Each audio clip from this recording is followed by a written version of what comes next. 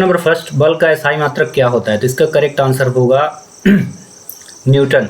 इससे पहले लेक्चर जो भी हुए हैं उनमें ये क्वेश्चन कई बार आया हुआ है, ठीक है। इसके बारे में थोड़ा सा आप पढ़ लें। बल को इंग्लिश में फोर्स कहते हैं, इसका एसआई मात्रक क्या होता है? न्यूटन, ठीक है। अन्य विकल्पों में जैसे वाट शक्ति का मात्रक होता है, पास्कल दाब का मात्रक होता है, और किलोग्राम का मात्रक क्या होता है? द्रव्यमान। या द्रव्यमान का मात्रक क्या है? किलोग्राम। तो ये जितने भी इंपॉर्टेंट यूनिट्स हैं इनको जरूर आप याद कर लें। चलिए अगला क्वेश्चन करते हैं।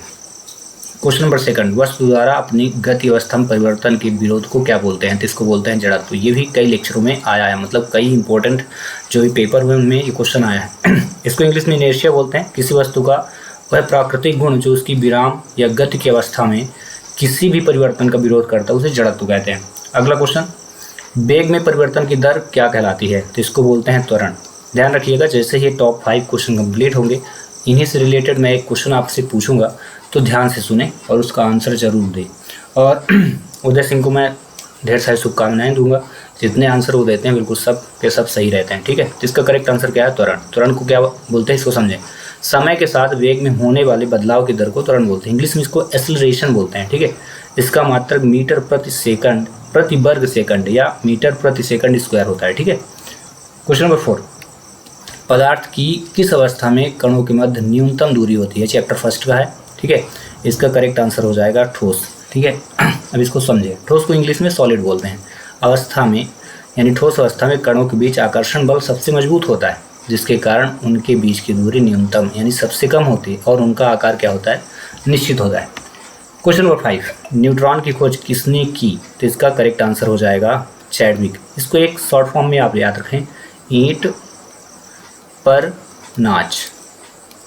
इसका मतलब हो जाएगा ईंट मतलब इलेक्ट्रॉन, इलेक्ट्रॉन की खोज टा यानी थॉमसन, ठीक है। पर यानी प्रोटॉन और प्रोटॉन की खोज रदरफोर्ड, ठीक है।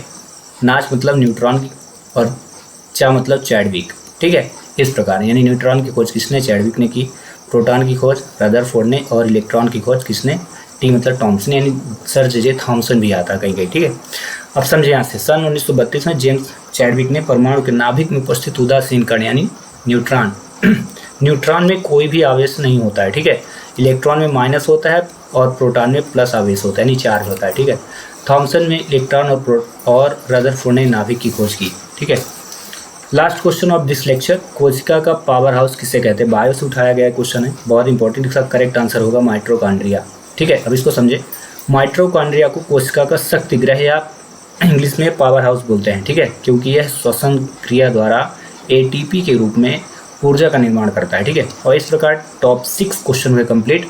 हम आपसे पूछते हैं कि प्रोटॉन पे कौन सा चार्ज होता है? पहला क्वेश्चन ये है।